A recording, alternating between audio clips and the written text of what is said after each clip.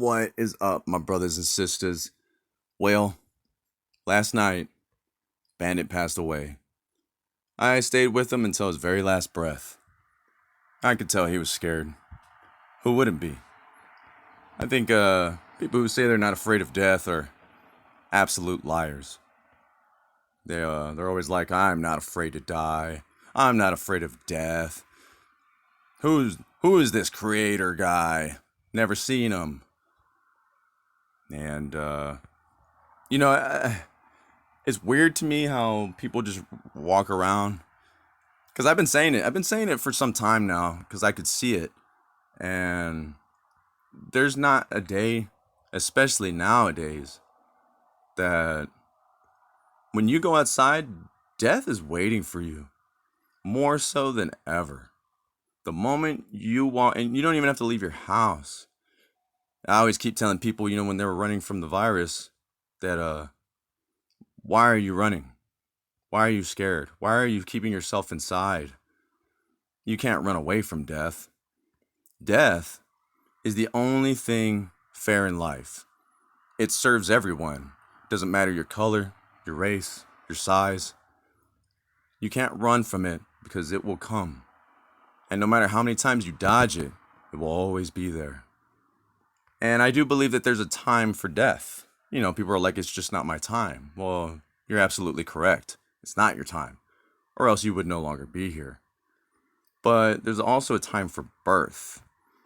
When I did construction, I did construction for pretty much my whole career as far as working that I've been alive. And there was a certain individual I was working for. His name was Billy Hughes, and he was a contractor here in Kerrville, Texas.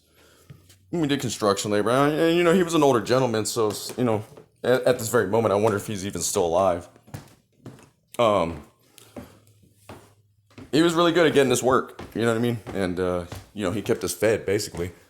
And one day I heard him talking with the gentleman. He was another contractor at another job site, and I just overheard him talking. And from the sound of it, it had been a while since both of these men had spoken. And but they seemed to know each other pretty good. So, like personal lives. And so the man went on to go talk about how him and his wife are now pregnant. And he goes on to state that it took them 13 years to conceive a child. I think at some point they even were telling themselves that we may not be able to get pregnant. Well, they got pregnant. It took them 13 years. At that point in my life, I was pretty young. And, that statement alone told me that omnipresence was real, that the Creator was real, that there's a time for death, because like I said, people always say it just wasn't my time. But like I said, you're right. There's also a time for birth. Birth is a miracle.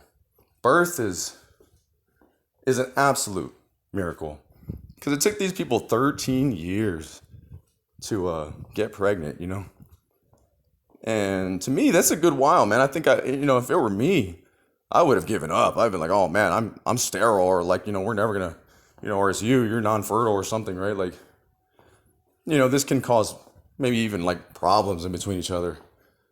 And, but you work through them. And, people are just not willing to try anymore, not even for themselves. And then everybody wants the answers. And if they don't like your answer, they're going to go, get their answer somewhere else, whether it's true or not. It's a clarity of mind. You know what I mean? Just like the system. I keep telling you, the system's done, man. Everybody keeps holding on to this system because we depend on it so much. And the metaphor that I would give people as to how this system is working right now is, if I were the system and Bandit were the people, if I left the gate open, Bandit would not run away. Even though he's free to go. I leave it open all night. And he would just look at me and not know what to do. Even if he wanted to, when he left, the moment that he left and got down the street at the gas station and all the traffic is going by him, he would be afraid, he would be alone, and the world would be alien. It would be absolutely terrifying for him. He'd probably run back home if somebody didn't pick him up or run him over. At that point, he's probably in panic mode and several blocks down the street, right? And they're like, whose dog is this? You know what I mean? Absolutely lost. That's the metaphor that I give because we are so dependent on the system that we wouldn't know what to do even if we left it. And I think that's why people are hanging on to it so badly.